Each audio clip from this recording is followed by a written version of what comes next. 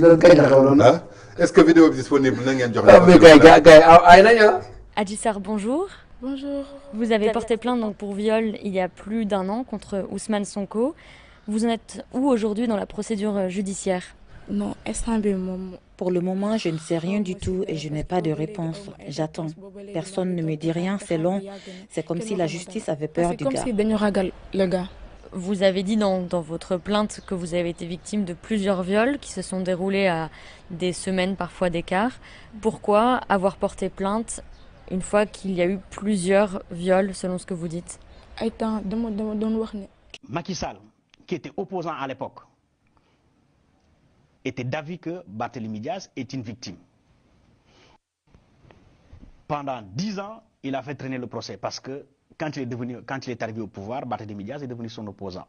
Pareil, Ousmane Sonko et sa bande, opposants, étaient d'avis que Barthélémy Diaz est une victime. Macky Sall, qui était opposant à l'époque, était d'avis que Barthélémy Diaz est une victime.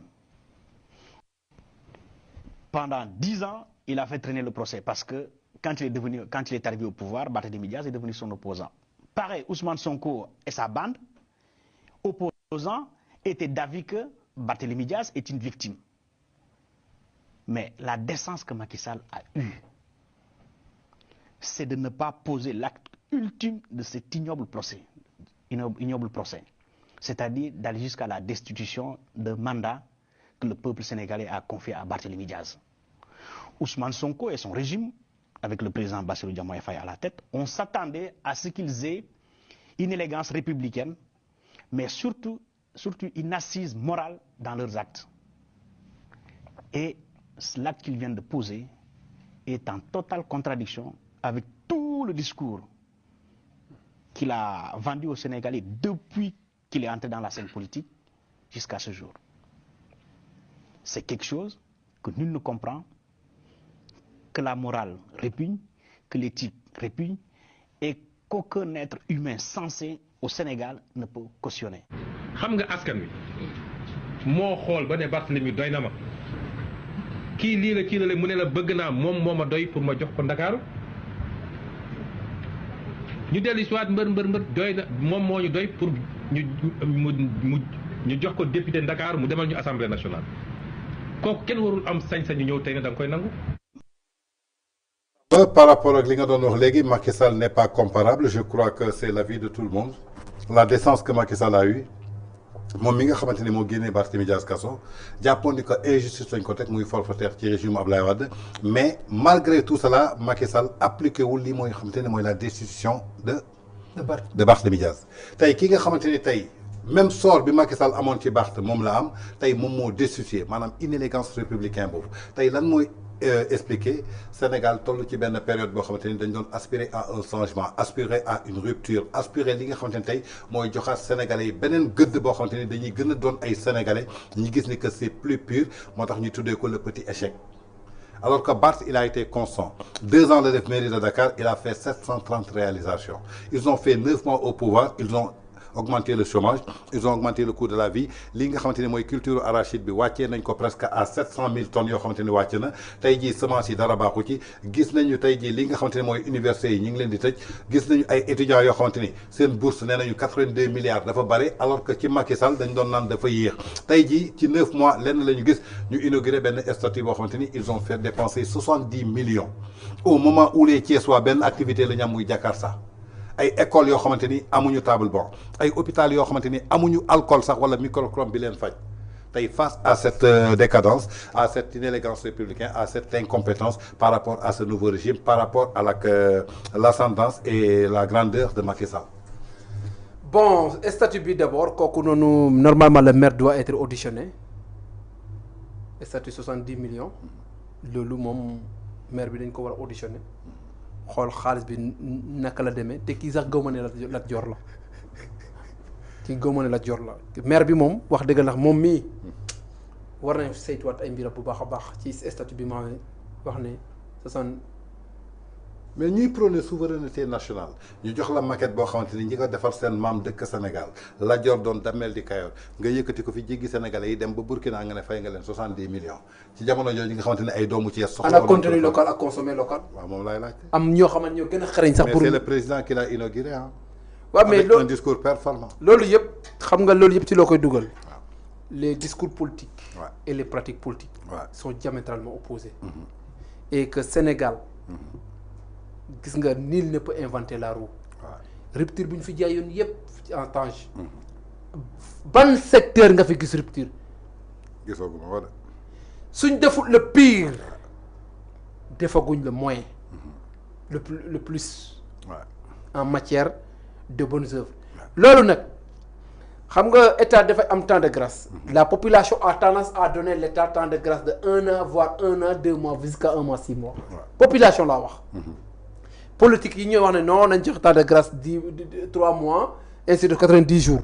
mais le peuple a tendance à donner temps de grâce à son régime 1 an. 1 an 2 mois jusqu'à 1 an 6 mois. mais je pense que li ñu def nii ça risque de se retourner contre eux. te lii ñun faluñ Sénégal président Diomaye pour mu inaugurer statut xam nga dañu fal ko la cherté de la vie mu wàññi ko cherté de loyer mu wàññi ko jën yi nga xam ne dafa ñàkk nit ñi gis ko désert bi nga xam ne sieste gars yi dañu jënd ay fruits wàññeeku courant bi nga xam ne dafa cher ñu wàññi ko gerte bi nga xam ne saxul après saxul baaxul jurul yàlla bi taw ko mu xuur na xool naka lañ jàppalee ñi nga xam ne ñoom ñooy béykat yi ñi nga xam ne seen tool yi inondation yi débordement de la mer daf koo consommer lekk ko nañ xool naka lañ di jàppale pour que ñooñu fekkee da am ci leboon ay banque wala am ñoo am dañu amoon problème beneen dañuy am problème ñu jàppale leen foofu la ñu xaaree état. D'accord. mais quant à état boo xamante ne da ngay jël justice ku wax li nga tëj te say nit di teg di wax de ay toj-toj seeni nit kenn daquloo wax toj-toj man depuis bu ñu bàyyi Azoura Faye muy circule di dox di watu laa am retrait par rapport ak li nga xam ne noonu la affaire bi war justice war a doxee. D'accord parce que moo njëkk a saaga. D'accord suñ kër mais tey par rapport ak tey li mu wax déchéance su Macky Sall bañ a destituer lii nga xamante ni maanaam mooy Barthélémy Dias ci maire Dakar parce que vu que tey jii liñ ko tegoon ci régime Ablaye Wade maanaam c'était un régime ba c'était quelque chose de forfaitaire dañ ko jaay doole. Macky Sall bi nga xamante ni collaboré wul ak Barthélémy Dias on n'a jamais vu Barthélémy Dias dem di ànd ak Macky Sall loolu di ko défendre mais tey moom mi nga xamante ni dafa àndoon ak Barthélémy Dias ci bépp combat boo xamante ni ay combat personnel la moo xam ci diffamation la moo xam ci wàllu Sweet Beauté la Barth ànd ak moom soutenir ko ci xeex ak moom ba pare mu porté combat Barth ci mairie bu Dakar porté combat Barth ne Sénégalais yi ñoo ko jox mandat maire bi Sénégalais yi ñoom ñoo bëgg mu nekkal leen député ba tey jooju Macky Sall laalu ci dara mais moom en moins d'une semaine mu installé assemblée nationale la première des choses bu mu des mooy nangul Barthélémy Dias di ko joxoon loolu quoi décadence boobu loolu ñu gis xam nga tey mënoon nañu sax 1 an 2 ans. c'est juste ñu ne problème moom xam nga ñoom dañu am seen agenda. amoon na ay temps nga déggoon ci presse bi ñu ne ñoom nee nañ képp koo xam ne da nga am condamnation wala nga nekkoon ancien président dañ voté ay loi yoo xamante ne képp ku amoon condamnation doo mën a nekkati président. képp ku nga xam ne da nga nekkoon ancien président dañ def le tout pour que doo nekkati président xam nga loolu ci logique la. donc képp koo xamante ne supposé nañ ne kii mën na nekk adversaire politique. mais ti ira au ñuf. mais loolu suñ ko defee ñoom ñu bëri ñooy si soxla El Malick Ndiaye am na condamnation Guy Marius Sagna am na condamnation Guy Marius a été condamné. waaw le 3 mars 2021. effectivement 3 mois de sursis. loolu tax aussi cas Guy Marius Sagna. voilà moom lay xaar. moom aussi il a été condamné 2 fois. diffamation 6 mois sursis corruption à la jeunesse 2 ans de prison. dama xamul ndax interjecté na appel ou pas ou bien peine condamnation définitive la. mënul woon interjecté appel parce que dañ ko jugé woon par contumace. ah waaw waay. voilà waaw waa ji par contumace mais pas Guy Marius Sagna kaam lay wax. ndax moom dafa interjecté woon appel wala. bon yëgooguñu quoi condamnation bi daal lañ yëg. condamnation de loolu kay condamnation bi kay amoon. voilà fu mu nekk nii ndax dafa interjecté appel ba ñu defoon condamnation définitive. voilà ndax amul man loolu moo ma leeru doon.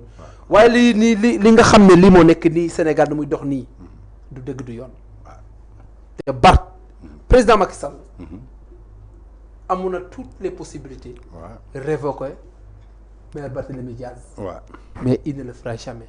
parce que nag le Sénégal est nous sommes parce que le Sénégal est phrase du président Macky Sall boobu noonu ça résume toute sa vie. D'accord. Nous sommes parce que le Sénégal est loolu mooy lan ñun dañ fi nekk parce que Sénégal dafa nekk ci jàmm ak salaam parce que Sénégal dafa dem ñuy demante di dikkante mais Sénégal su takkee kenn du am jàmm. donc lépp loo xamante ne milité pour Sénégal am jàmm ñu ñëpp ñoo ci war a taxaw. loolu tax président il était toujours au-dessus de la mêlée du dugg du mosul dugg ci xeeti débat de caniveau yi. d'accord am na yoo xamante ne rafetul. rafetul li ñu def Barthélémy Diaz Sénégal yëpp a koy ñaawlu. Sénégal yëpp a koy ñaawlu te ñoom sax war doon jige ci ñoom moom de yaakaar naa ne dafa waroon gis ku bëgg a toroxal Barthélémy Diaz mu teel ni tête. ne ko kii sama frère la. comme nous ko Senghor doon waxee si ce n'est pas votre frère d'armes ce sera votre frère de sang mais si ce n'est pas votre frère de sang aussi ce serait un frère de parti un collaborateur jadis qui mériterait vous défendre je pensais que tey ñoom il allait être l'avocat de Barthélémy Diaz mais malheureusement la réalité est là Sénégalais ñu ngi koy gis maintenant les Sénégalais sont en train d'écouter et de lire